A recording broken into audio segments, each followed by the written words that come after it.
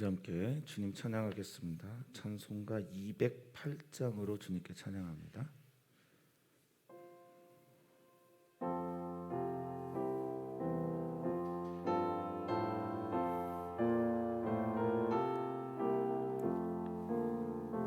내 주의 나라와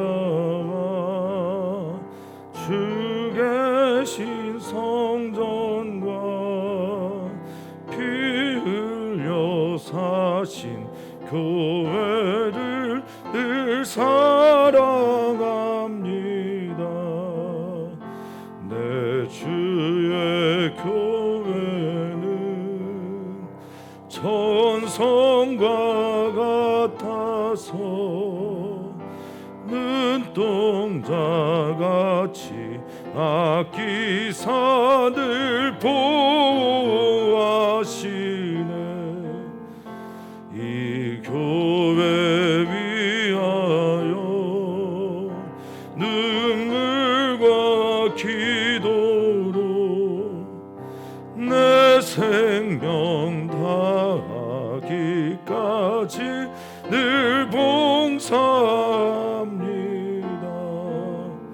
성도의 교제와 교회의 위로와 구주와 맺은 언약을 늘 기뻐합니다. 아멘. 하늘의 영광과 베푸시는 은혜가 진리와 함께 영원히 시온에 넘치네. 아멘.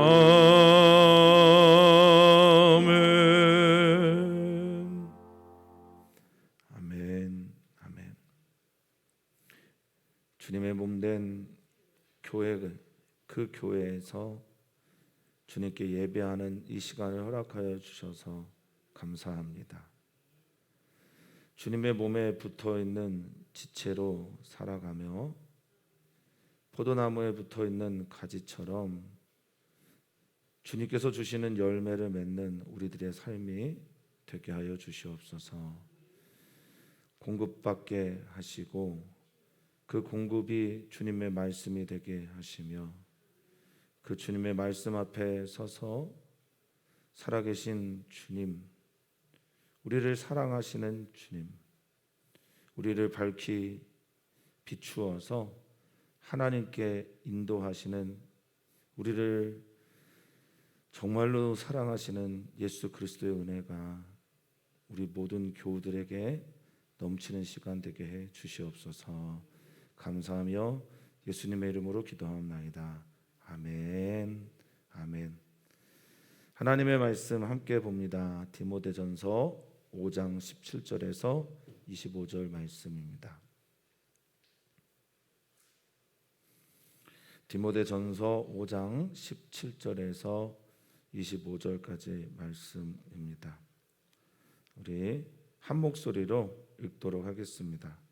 잘 다스리는 장로들은 배나 존경할 자로 알되 말씀과 가르침에 수고하는 이들에게는 더욱 그리할 것이니라. 성경에 일렀으되 곡식을 밟아 떠는 소의 입에 망을 씌우지 말라 하였고 또 일꾼이 그 삭슬 받는 것은 마땅하다 하였느니라. 장로에 대한 고발은 두세 증인이 없으면 받지 말 것이요 범죄한 자들은 모든 사람 앞에서 꾸짖어 나머지 사람들로 두려워하게 하라. 하나님과 그리스도 예수와 택하심을 받은 천사들 앞에서 내가 엄히 명하노니 너는 편견이 없이 이것들을 지켜 아무 일도 불공평하게 하지 말며 아무에게나 경솔히 안수하지 말고 다른 사람의 죄에 간섭하지 말며 내 자신을 지켜 정결하게 하라. 이제부터는 물만 마시지 말고 내 위장과 자주 나는 병을 위하여는 포도주를 조금씩 쓰라. 어떤 사람들의 죄는 밝히 드러나 먼저 심판에 나아갔고 어떤 사람들의 죄는 그 뒤를 따르나니 이와 같이 선행도 밝히 드러나고 그렇지 아니한 것도 숨길 수 없느니라. 아멘. 아멘.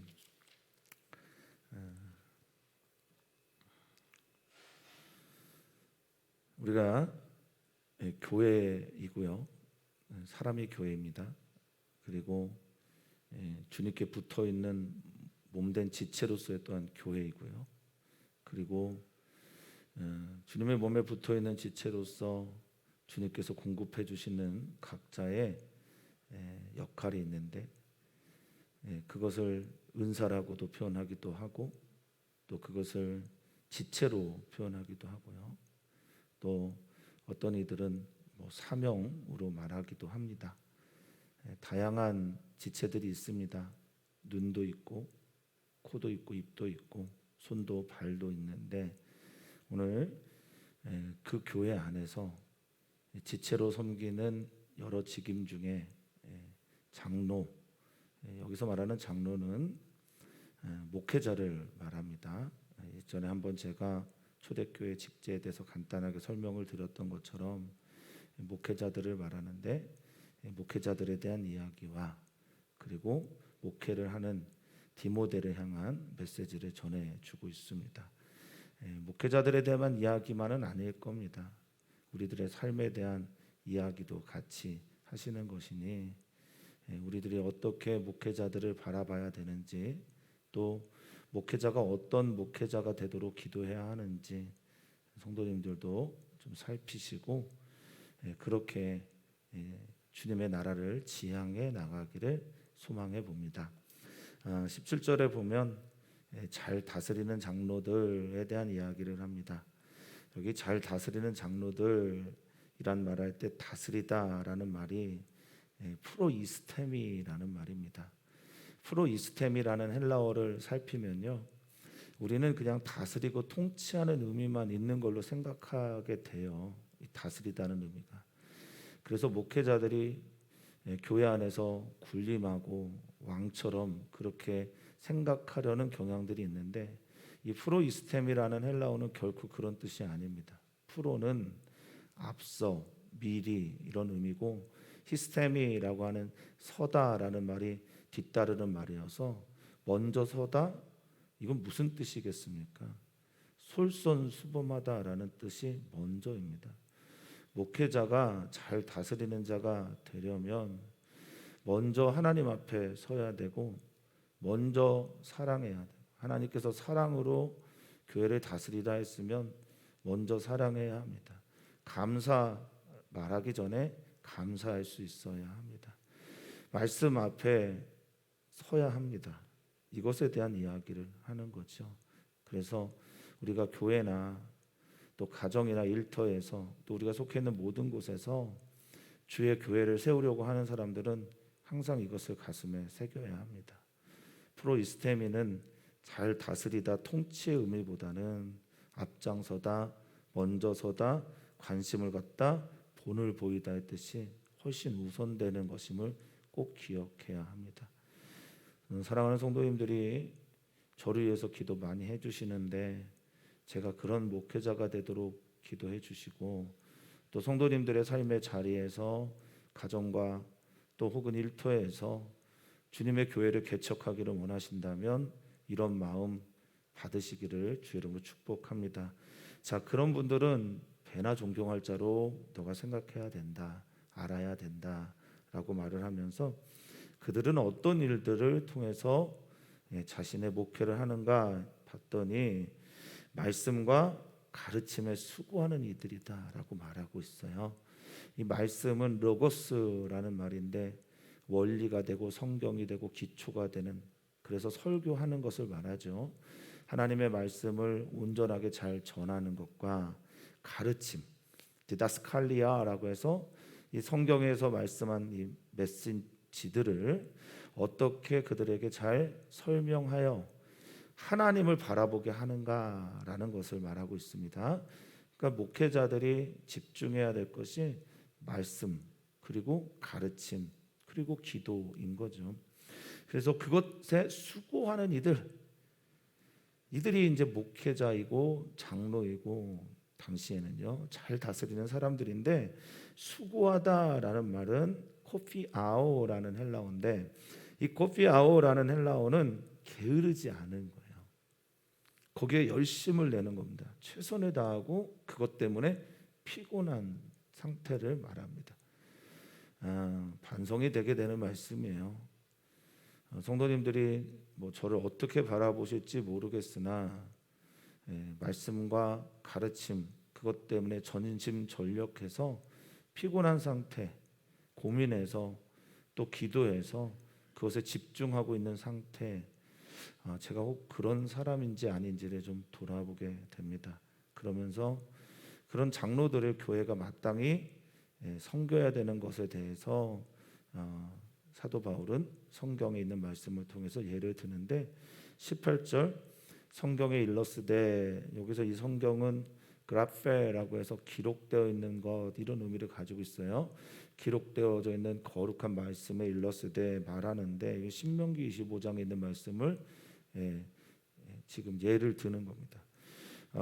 곡식을 밟아 떠는 소의 입에 망을 씌우지 말라라는 말이 무슨 뜻이냐면, 이스라엘 사람들의 그 농사법은 타작 마당에 그 볕단들을 다 이렇게 내려놓습니다. 뭐 자기가 이제 타작할 것들을 이렇게 밀이나 쌀이나 이런 것들을 이렇게 내려놔요. 그러면 소가 그것을 밟고 지나가기도 하고요. 그리고 타작 기구가 거기를 이렇게 지나가기도 합니다. 그러면 이제 알들이 튀어나오죠. 그럴 때 소의 입에 망을 씌우지 말라는 거예요. 소가 일을 하고 나서 그것들을 자유롭게 먹을 수 있도록 소의 입에 망을 씌우지 말라고 하는 겁니다. 이게 이제 신명기에 있는 이야기예요.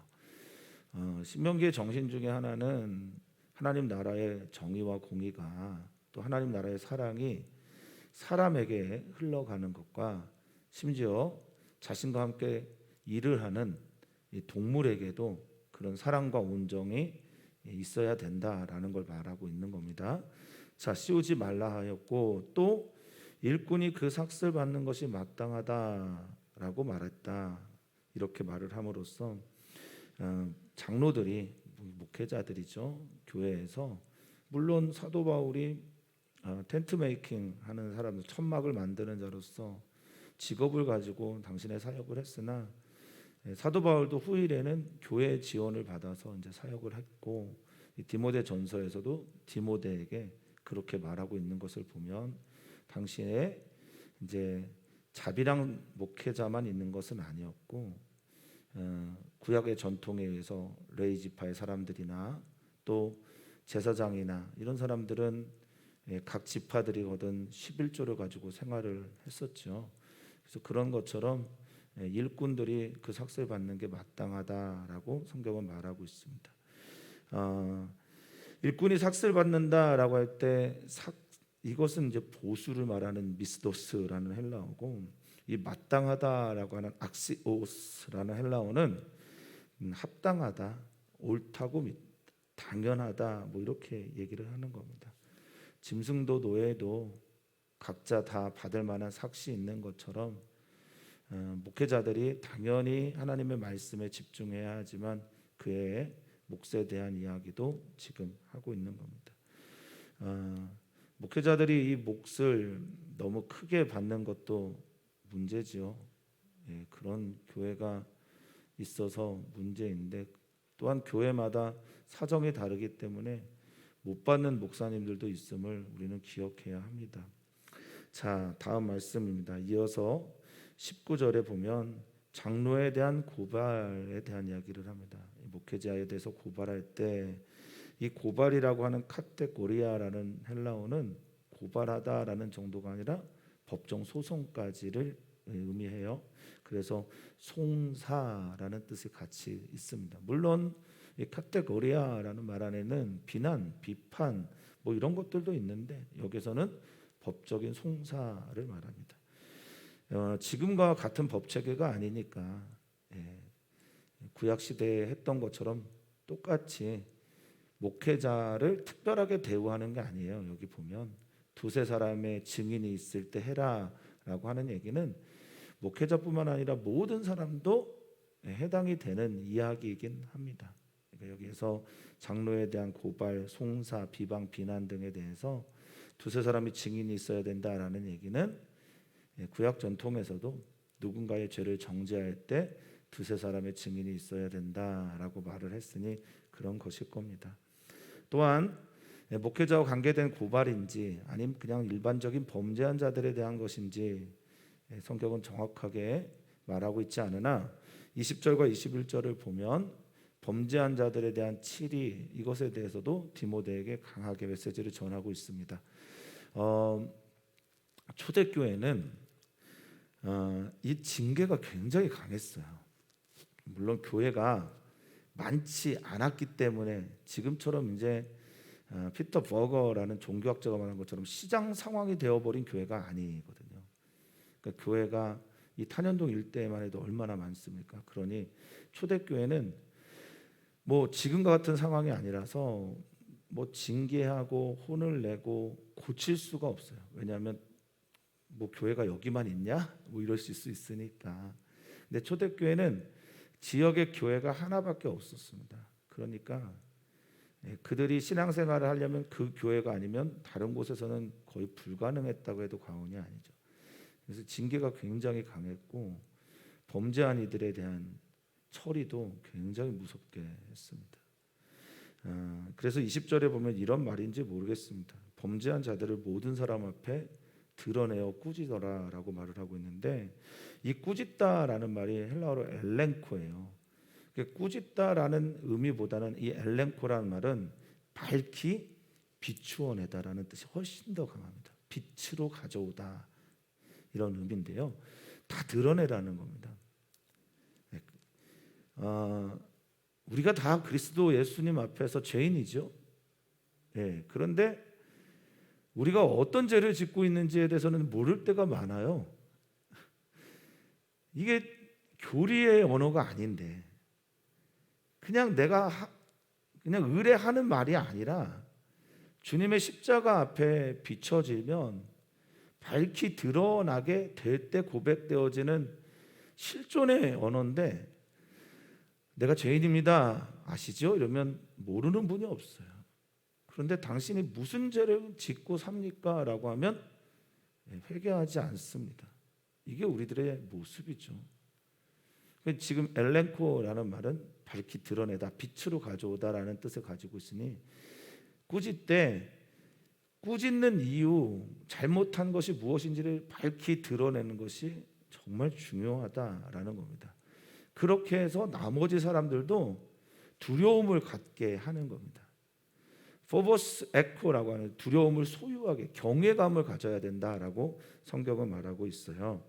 그러면서 사도 바울이 이런 권위를 가지고 이런 얘기를 합니다. 하나님과 그리스도 예수와 택하심을 받은 천사들 앞에서 내가 말한다. 이런 겁니다.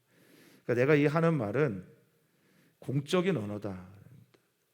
우리가 내가 공적입니다라는 말을 쓸 때 특별히 교회에서 쓰는 공적인 말들은 하나님 앞임을, 예수 그리스도 앞임을, 천사들 앞임을 반드시 기억해야 한다라는 거죠. 목회자가 또 성도들이 목회자와 성도들이 회의가 또 어떤 대화들이 하나님과 예수 그리스도 그리고 천사들 앞에서 되어지는 그런 말들이어야 함을 다시 한번 떠올리게 합니다. 자, 내가 엄히 명한다라고 할 때 이 엄히 명하다라는 단어는 이런 뜻이에요. 디아 마르티루마이라고 하는 말인데 디아는 강조할 때 쓰는 말이고 마르티로라는 말은 증언하다라는 뜻이에요. 그러니까 내가 강력하게 증언한다라는 거예요. 내가 강력하게 증거한다, 확증한다라는 의미를 가지고 있는 거예요. 내가 이 말은 하나님과 사람과 천사 앞에서 내가 확증하는 말인데 앞에 있는 말을 받는 거죠. 확증하는 말인데 그래서 너는 더욱 두렵고 떨리는 마음으로 편견 없이 그리고 불공평하지 않도록 이렇게 치리해야 한다라고 말하고 있습니다. 편견이라는 말은 프로크리마라는 헬라어인데, 편견은 그냥 우리가 생각하기 치우친 눈이 아니에요. 여기서는 미리 결정하는 거예요. 그러니까 어떤 사람들을 바라볼 때 그 사람의 죄가 다 드러나기 전에, 그 사람이 어떤 말을 했는지 자신의 의도가 다 드러나기도 전에 혼자 결정해서 미리 판단 내리는 걸 편견이라고 말하는 거예요. 저 사람은 뭐 저렇지, 저 사람은 저럴 수밖에 없지, 이렇게 말하는 거예요. 그러니까 잘 듣고 경청하고 그 사람에 대한 이해가 충분하지 않은 상태에서 결정하는 거죠. 또 불공평하다라는 말은 프로스클리시스라는 말인데, 이 프로스도 똑같이 미리예요. 미리 말하는 걸 말해요. 클리시스. 그래서 이 말은 미리 말했기 때문에, 미리 다 생각해놨기 때문에, 미리 결정했기 때문에 기울어진 채로 사는 것, 이게 불공정입니다. 너 절대 하나님의 판단을 할 때, 하나님의 결정을 내릴 때 그렇게 하지 마라라고 사도 바울은 말하고 있습니다. 그러니까 죄를 밝히 드러내는 것도 중요한 것이지만, 죄를 밝히 드러낼 때 편견 없이 불공평하게 하는 것이 훨씬 더 중요하다라는 거예요. 편견 없이 불공평하게 사람이 살 수 있을까? 불가능하지만 어느 때 편견과 불공평 없이 사람을 판단할 수 있나? 뜨겁게 사랑하면 가능합니다. 이 말을 바꿔 뒤집어 놓으면 너 사랑으로 치리해라 라는 말입니다. 사람을 사랑하면 편견도 불공평도 최소화되게 됩니다. 그 영혼에 대한 이해가 깊어지면 깊어질수록 함부로 말하는 것이라든지 기울어진 운동장처럼 대하는 것이라든지 미리 결정하는 일들이 최소화되게 됩니다. 사랑에 절실했으면 좋겠습니다. 우리 사랑하는 모든 교우들이 하나님께 사랑하며 살 수 있게 해달라고 기도했으면 좋겠습니다. 저도 그렇게 기도하겠습니다. 그러면서 이어서 말하는 목회 7위 중에 22절을 보면 아무에게나 경솔히 안수하지 말라. 이 경솔이는 타케오스라는 말인데 빨리 급인데, 이 안수하다라는 말이 무슨 의미일까? 목회에 직을 주는 것을 말하는 것일까? 아니면 중요한 직분을 주는 것을 말하는 것일까? 아니면 단순하게, 단순한 건 아닙니다만 성도님들을 위해서 기도, 머리에 손을 얹거나 기도하는 그런 것들을 말하는 것일까? 다양한 해석들이 가능하지만 어찌됐든 안수라는 것이 공적인 행위임을 잊지 않았으면 좋겠다, 그런 말일 겁니다. 자, 경솔히 안수하지 말고 다른 사람들의 죄에 간섭하지 말라라고 하는 건 이게 약간 오역이라고 봐도 과언이 아닌데요. 이 간섭하다라는 단어가 코인노네오예요. 코인노네오라는 말은 참여하다라는 겁니다. 그러니까 참여하다, 함께하다, 공급하다, 속하다라는 뜻을 가지고 있어요. 그러니까 의미를 좀 더 살려보면 다른 사람들의 죄에 동참하지 말라는 거죠. 간섭하고 이래라 저래라 말하는 그런 의미가 아니라, 누군가 죄를 지으면 잘못했다고 말해주는 게 마땅하죠. 그런데 그것에 동참하지 말아라라는 겁니다. 매우 중요한 말이죠. 그리고 내 자신을 지켜 정결하게 하라라고 말하고 있습니다. 후배 목회자들에게 꼭 당부하는 것 중에 하나가, 정말 목회하면서 가장 힘든 게 뭔 줄 아냐라고 할 때 자기관리라고 저는 늘 말을 합니다. 하나님께 공급받는 게 있어야 뭔가를 나눠드리고요, 하나님으로부터 채워짐이 있어야 성도님들에게 음식을 제공해 드릴 수 있습니다. 하나님으로부터 내가 사랑을 늘 충만하게 받아야 사랑할 수 있고, 하나님으로부터 은혜가 내 안에 있어야 은혜를 나눠드릴 수 있습니다. 내 자신을 지켜서, 테레오라고 하는 이 지키다라는 말은 유지하고 보조하고 보존하고 그대로 붙잡는 걸 말해요. 하나님 앞에 늘 서서 자신을 지키며 정결한 몸, 정결한 자세, 성결한 자, 순결한 자가 되도록 노력해라라고 사도 바울은 디모데에게 권면하고 있는 겁니다. 너를 잘 지켜라. 함부로 안수하지 마라. 함부로 다른 사람들과 죄에 참여하지 말라라고 말하고 있는 겁니다. 그러면서 아주 개인적인 사랑의 마음을 까지 덧붙입니다. 이제부터 물만 마시지 말고 내 위장, 이 스토마코스라고 하는 위장은 영어에도 뭐 스토마크 이렇게 말하는데 똑같은 어근을 가지고 있는다. 배, 위, 또 비위, 뭐 여러 가지 이제 모든 종류의 배. 지금처럼 뭐 우리의 장기를 잘 분류할 시대가 아니잖아요. 그래서 그냥 너 배, 위통. 많은 목회자들이 위장병을 가지고 있는 것으로 알고 있는데 디모데도 그랬었던 것 같습니다. 속이 안 좋으니까. 그리고 자주 나는 병이 있는데 성경은 그것을 밝히지 않습니다만 디모데에 자주 나는 병, 이 병이 아스테네이아라는 단어예요. 그래서 이 병이라는 뜻도 있지만 모든 종류의 약함, 육체의 연약함, 병이든 그리고 영적 공격이든 모든 나의 약함과 병이 드러나는 자리는 자신의 약한 고리를 통해서 그게 찾아옵니다. 그러니까 위가 안 좋은 분이 위가 아픈 거고요. 간이 안 좋은 분이 간이 아픈 거죠. 이게 너무 당연하죠. 그런데 신병, 마음의 병도 똑같아요. 자기를 알아주지 않는 것에 마음의 병을 쉽게 경험하는 분들이 계시고요. 나를 사랑하지 않는구나라는 것에 쉽게 상처받는 분들이 계십니다. 그러니까 자신 안에 있는 약한 고리를 통해서 마음의 병도 생기고 영적인 무너짐도 있는 거예요. 사단은 그렇게 계속 공격합니다. 그런데 하나님은 그것을 계속 치료해 주셔서 어떻게 하냐? 더 강한 자로 만들어 가시는 거죠. 자, 포도주를 이제 조금씩 쓰면서 너의 위장병도 이것도 역시 자기 관리죠. 몸 관리해라라고 말합니다. 24절 25절은 목회하면서 또 삶을 살아가면서 성도님들도 이런 경험 참 많이 하실 겁니다. 분명히 내가 옳은 것 같은데 상대방은 분명히 그른 것 같은데 하나님의 이야기도 잘 드러나지 않고 하나님의 뜻이 명확하게 드러나지도 않고 그리고 하나님의 뜻이 분명하게 드러났으면 좋겠는데 나타나지 않는 것처럼 보일 때 목회자도 그런 경우가 많습니다.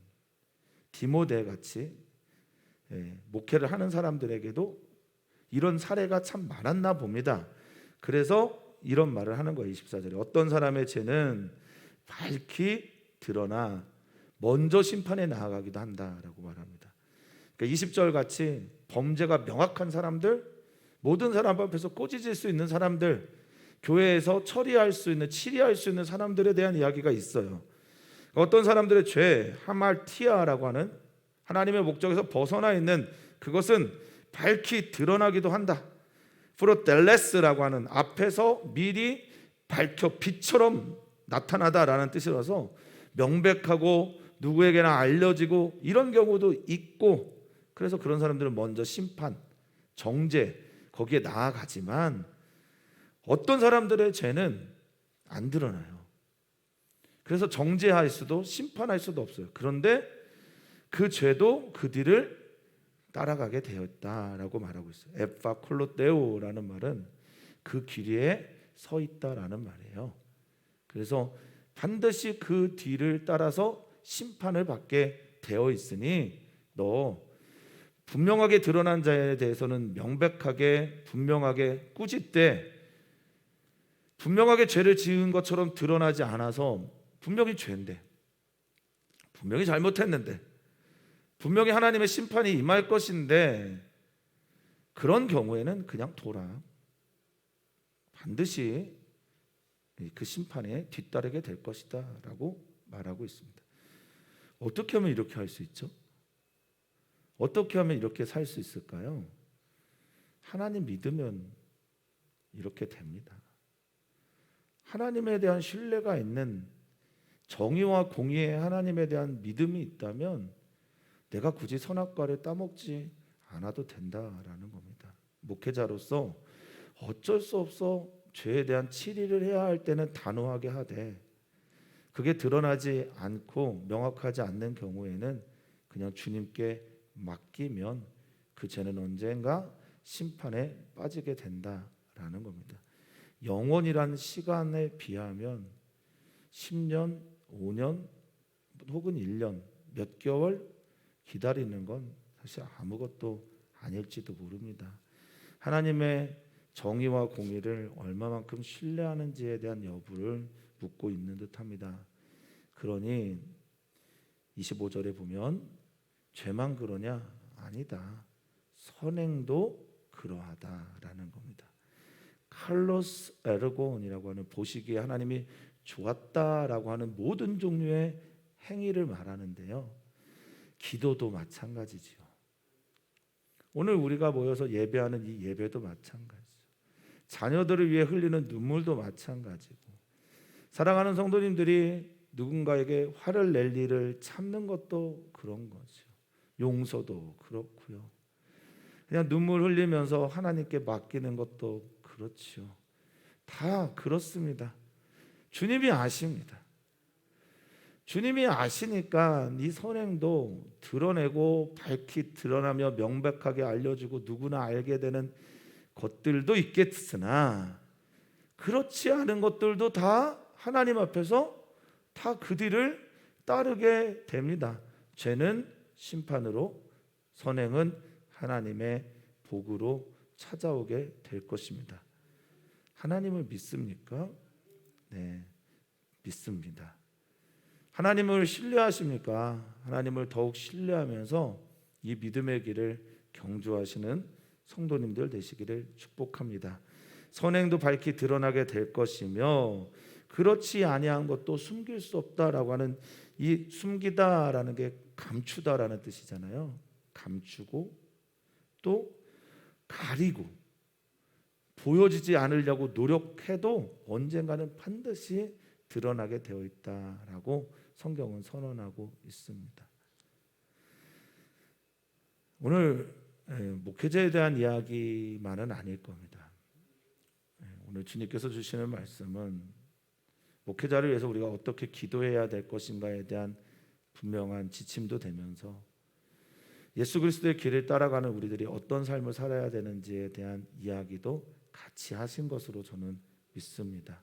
오늘 주님의 말씀 앞에서 주님께서 주시는, 공급해 주시는 은혜를 따라 승리하시는 성도님들 되시기를 축복합니다.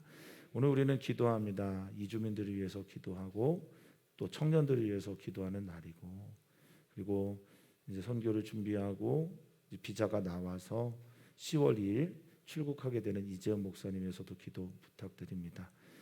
이제 이재현 목사님의 후임으로 오시는 목사님을 위해서도 기도를 부탁을 드리고, 혹 누가 오시든지 아니 오시든지 교회에 대한, 주님의 교회에 대한 신뢰를 가지고 기도해 나가셨으면 좋겠습니다. 하나님 감사합니다. 주님의 몸에 붙어 있는 지체가 되게 하시니 참 감사합니다.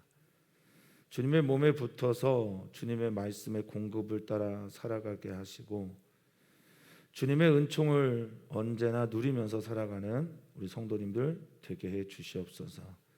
잘 다스리는 자는 통치하고 명령하고 위에 서서 군림하는 자가 아니라 먼저 본을 보이는 자임을 기억하여 교회 안에서나 가정에서나 일터에서 먼저 선 자, 먼저 보이는 자, 먼저 하나님 앞에 서서 하나님의 길을 따라가는 아름다운 우리 성도님들 되게 하여 주시옵소서. 감사하며 예수님의 이름으로 기도하옵나이다. 아멘. 아멘.